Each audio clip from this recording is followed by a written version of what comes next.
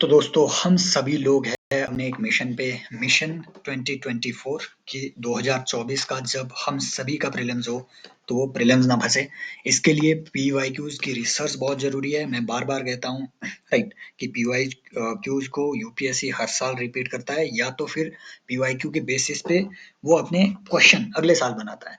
तो यही यूपीएससी के पीवाईक्यू रिसर्च का हमारा प्रोग्राम है 150 डेज हार्ड चैलेंज डे 24 में आपका स्वागत है। इससे पहले मैं अपने बारे में बता दूं, मेरे अभी तक यूपीएससी के 3 अटेम्प्ट हो चुके हैं। तीनों में मैंने जीएस को क्वालिफाई किया है और लास्ट दो अटेम्प्ट में मैंने अपने मेंस लिखे हुए हैं right with 110 plus marks each year. ठीक है, प्रीलिम्स में तो पिछले साल भी मेरे 117 मार्क्स थे। This is my experience of UPSC prelims और मैं खुद कहता हूं कि प्रीलिम्स के क्वेश्चंस कम से कम 20 से 30 क्वेश्चंस वो हमेशा रिपीटेड पूछते हैं and this is our initiative of PYQ research. शुरू करते हैं आज का क्वेश्चन। मैं आपको बताऊंगा ना सिर्फ ईयर टू ईयर कैसे वो रिपीट करते हैं, लेकिन विद इन दैट ईयर अलग अलग पेपर्स में एक ही चीज से वो कैसे क्वेश्चन पूछ रहे हैं राइट। फॉर एग्जाम्पल ये क्वेश्चन है, दिस इज सीडीएस 2023 का क्वेश्चन। सीडीएस में पूछा गया क्वेश्चन था और ये देखिए जादू इस बार का, जियो साइंटिस्ट एग्जाम क्वेश्चन 2023 सीधा वही क्वेश्चन, एक ही कॉन्सेप्ट से ये क्वेश्चन पूछा गया था। और देखिए ये क्वेश्चन है कि नामीबिया से हमने 8 चीते मंगवाए थे और रिसेंटली हमारा एक नया एग्रीमेंट हुआ है साउथ अफ्रीका के साथ भी। तो वहां से भी हम 12 चीते नए मंगा रहे हैं। ठीक है, वो ट्रांसपोर्टेशन वहां से हो रही है अफ्रीकन चीता की, याद रखना है it is not Asiatic cheetah, it is African cheetah right. तो वो चीते कौन से नेशनल पार्क में लाए गए हैं, ये बहुत बेसिक सा क्वेश्चन है। सभी को पता है कि मध्य प्रदेश में है कूनो पालपुर नेशनल पार्क, यहाँ पे ये चीते लाए गए हैं।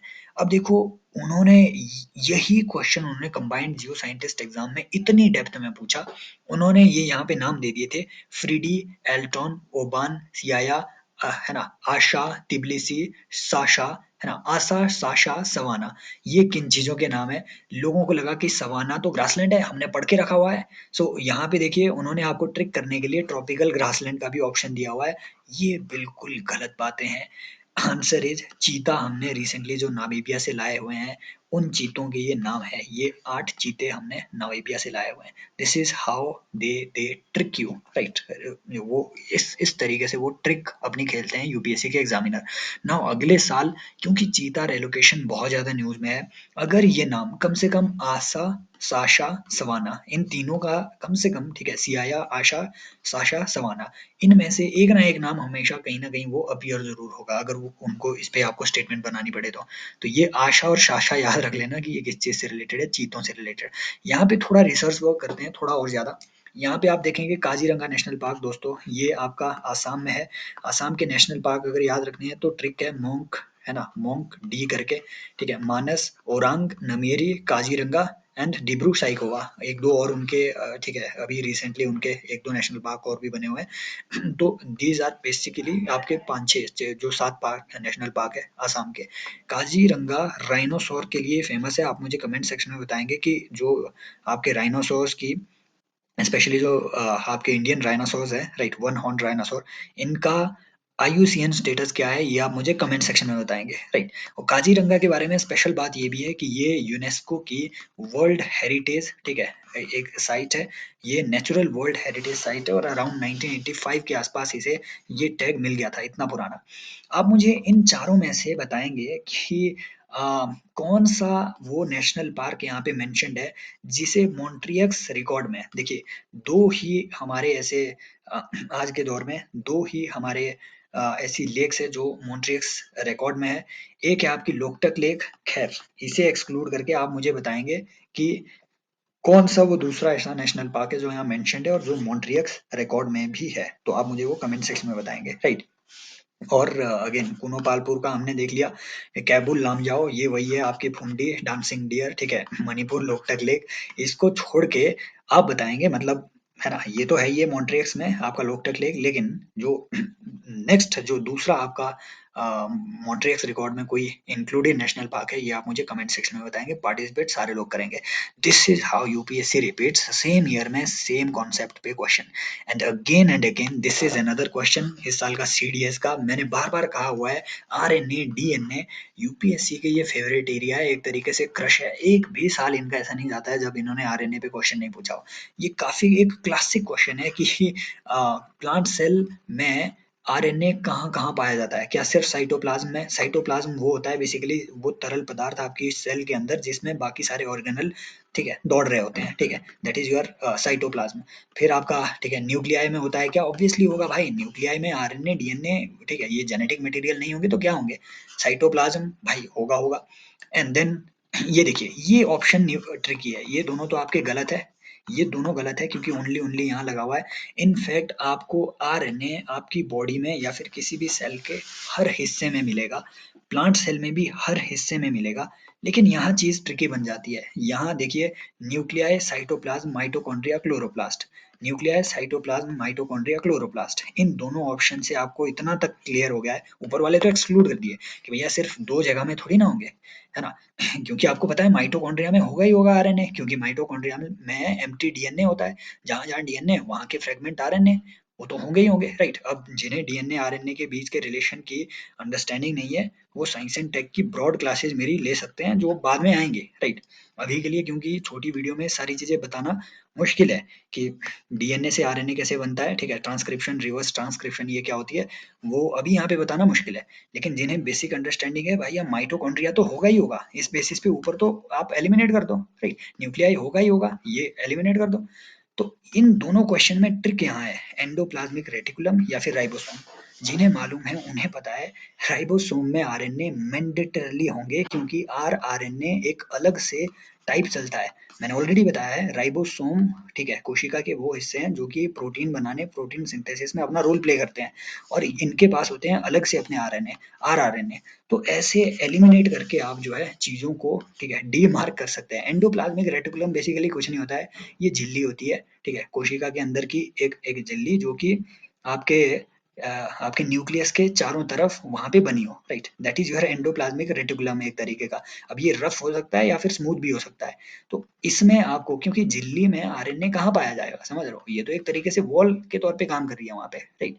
So this is about your. और अगेन ये देखिए सेम कॉन्सेप्ट पे ये बार बार कैसे क्वेश्चन पूछते हैं। एनडीए 2 का ये ठीक है 2022 का ये क्वेश्चन है कि प्लांट सेल और एनिमल सेल पे डिफरेंस बताओ।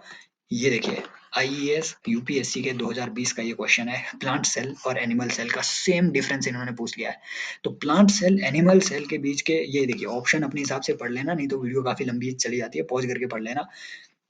डेफिनेटली एक बात आपको याद रखनी है, जो भी सेल अगर एग्जिस्ट कर रही है बिना मेम्ब्रेन के आपके सेल एग्जिस्ट नहीं करेंगे, ये बात याद रख लेना। मेम्ब्रेन मतलब वो जो झिल्ली है, झिल्ली एक तरीके से सुरक्षा कवच है, ताकि है ना वो एक तरीके से स्मूथ सरफेस उनको, भले ही उसके बाहर वॉल के तौर पे प्लांट सेल के बाहर ठीक है सेल वॉल के तौर पे बड़ा सुरक्षा कवच ऑलरेडी हो, लेकिन अगर झिल्ली नहीं होगी तो ये जो बाहर की सेल वॉल है जो कि कैल्शियम की बनी है ये इतनी हार्ड होती है कि अंदर के ऑर्गेनल जो है वो इसकी वजह से ठीक है खराब हो जाएंगे इससे टकरा के।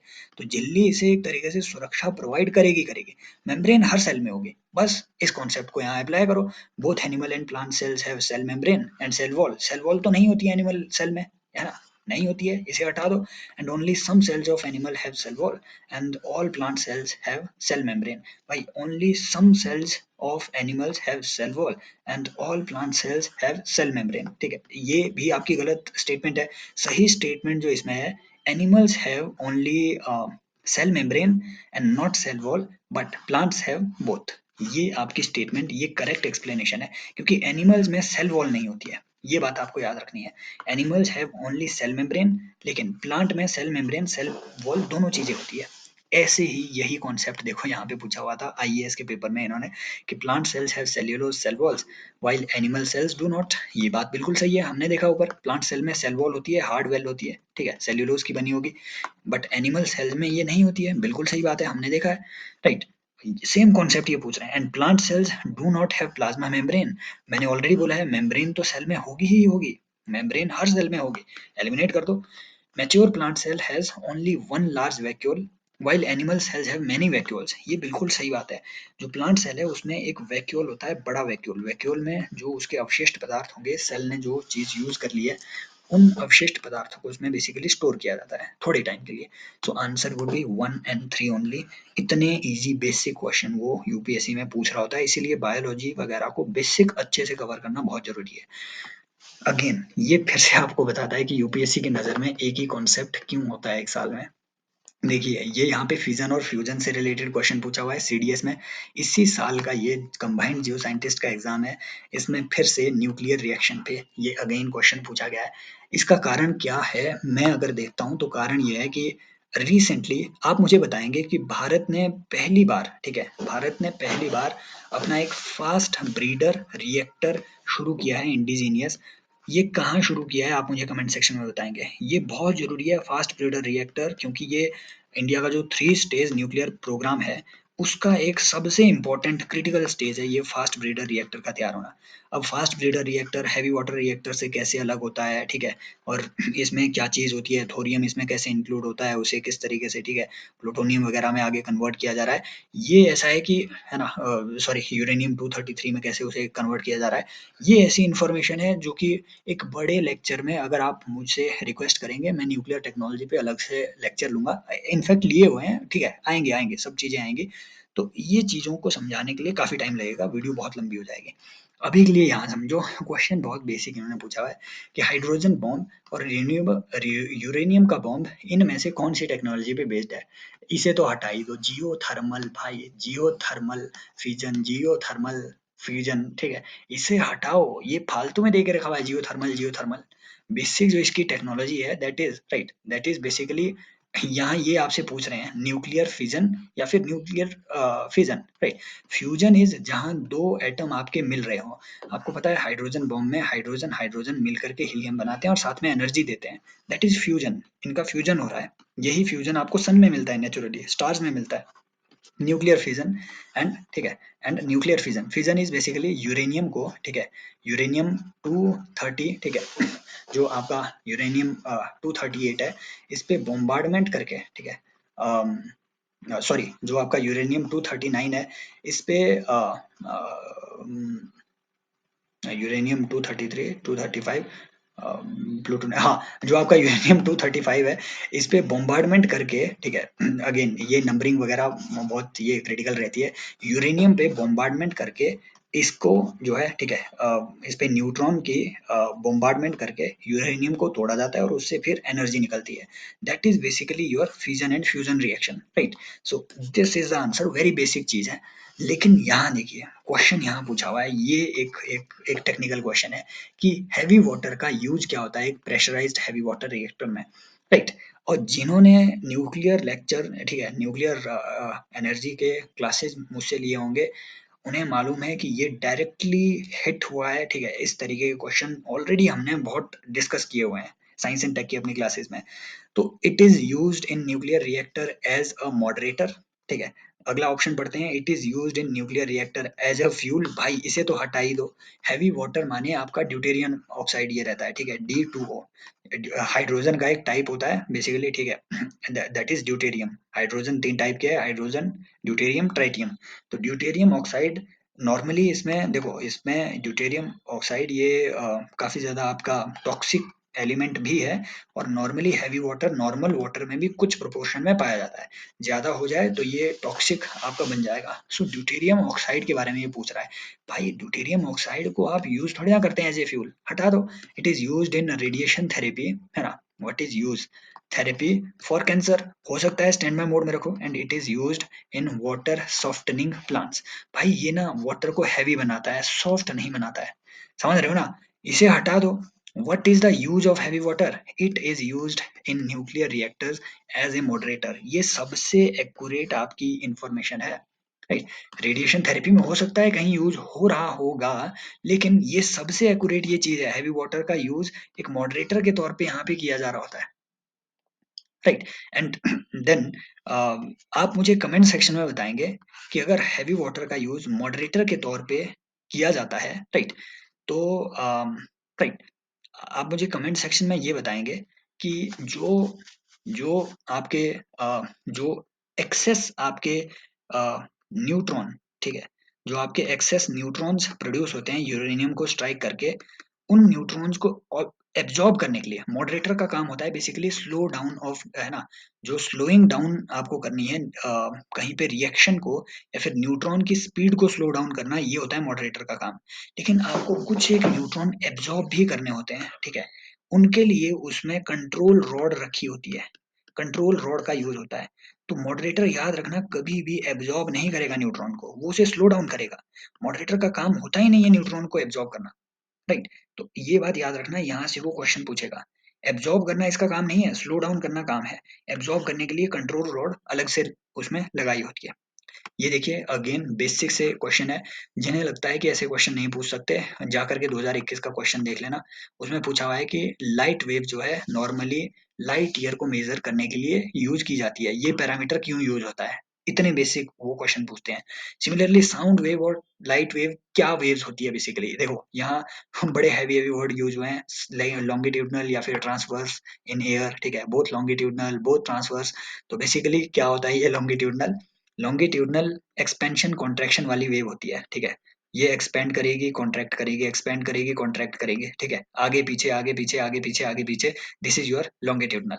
ट्रांसवर्स इज ऊपर नीचे अगर ऑसिलेशन कहीं हो रही है, that is your transverse wave. अब देखिए साउंड वेव के बारे में हमने हमेशा पढ़ा हुआ है कि साउंड वेव ट्रेवल कैसे करती है एयर में, एयर के कणों को आगे पीछे प्रेस प्रेस, है ना, कंप्रेशन, ठीक है, एक्सपेंशन कॉन्ट्रैक्शन के थ्रू ये ट्रेवल कर रही होती है। This is your longitudinal wave, समझ रहे हो। ट्रांसवर्स वेव क्या होती है, बेसिकली ट्रांसवर्स वेव ऊपर नीचे, जैसे कि आपकी लाइट वेव को हम देखते हैं कि लाइट जो है ट्रांसवर्स मीडियम में इस तरीके से वो ट्रेवल कर रही होती है, this is your transverse wave, right. तो लाइट आपकी ट्रांसवर्स है, लॉन्गिट्यूडनल वेव आपकी, ठीक है, ये एक्सपेंशन कॉन्ट्रैक्शन वाली है। भाई जब ये वेव एक्सपेंड कॉन्ट्रैक्ट किसी चीज को करती है तो किसको करती है, किसी मीडियम को। For example sound wave air को एक्सपेंड कॉन्ट्रैक्ट कर रही है, इट मीन्स अगर कोई भी लॉन्गिट्यूडनल वेव होगी, उसे चलने के लिए मीडियम की आवश्यकता मैंडेटरली पड़ेगी। ट्रांसवर्स वेव की तरह वो वैक्यूम में नहीं चल सकती, ये बात हमेशा आपको याद रखनी है, राइट। आप मुझे कमेंट सेक्शन में बताएंगे जब भी आप किसी किसी राइट किसी अर्थक्वेक को स्टडी करते हैं तो आप पी और एस वेव को स्टडी करते हैं, आप इसमें से पी वेव को किधर रखेंगे और एस वेव को किधर रखेंगे, ये आप मुझे कमेंट सेक्शन में बताएंगे, राइट। सो आई होप ये इनिशिएटिव आपकी प्रिपरेशन में गाइस थोड़ी भी वैल्यू ऐड कर पा रहे होंगे, right. So consider supporting me by subscribing to this channel and sharing the lecture links to your friends and fellow aspirants, ठीक है, शेयरिंग हमेशा केयरिंग आपको देती है। जिनको ये पीडीएफ चाहिए तो ये टेलीग्राम चैनल है, आपको जो है उसका लिंक डिस्क्रिप्शन में मिल जाएगा, ज्वाइन कीजिए उस टेलीग्राम चैनल को, ये सारी पीडीएफ वहाँ पे सारी शेयर होती है, राइट। ऐसे बहुत सारी पीडीएफ होती है जिसमें मैंने क्रिटिकल रिसर्च की होती है, हालांकि इसमें तो मैंने ऐसा कोई, है ना, कोई अलग से कोई स्क्रीनशॉट वगैरह ऐड नहीं किया हुआ है। लेकिन जैसे पिछले कल की जैसे कुछ पीडीएफ थी, उसमें बहुत ही इंपॉर्टेंट इंफॉर्मेशन आपको पीवाईक्यू के साथ मिलेगी, राइट। तो that is something, I hope ये सारे लेक्चर्स आपकी प्रिपरेशन में वैल्यू ऐड कर पा रहे होंगे। Thank you so much guys and love you all. Daily ये इनिशिएटिव आता रहेगा, आप फॉलो कीजिए, रिकमेंड कीजिए अपने दोस्तों को, एंड हाँ, कमेंट सेक्शन में जरूर पार्टिसिपेट करना है, कमेंट सेक्शन में जरूर पार्टिसिपेट करना है, it motivates me also. Like करें, शेयर करें, सब्सक्राइब करें, take care, as always love you all.